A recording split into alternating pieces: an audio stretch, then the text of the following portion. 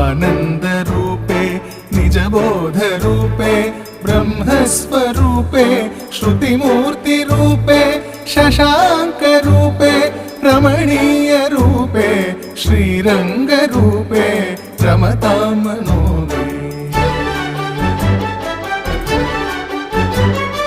कावेरी तीरे करुणाविलोले मन्दारमूले धृतचारुकेले दैत्यान्तकाले अखिललोकलीले श्रीरङ्गलीले रमतां मनो मे। लक्ष्मीनिवासे जगतां निवासे हृत्पद्मवासे रविबिम्बवासे कृपानिवासे गुणवृन्दवासे श्रीरङ्गवासे रमतां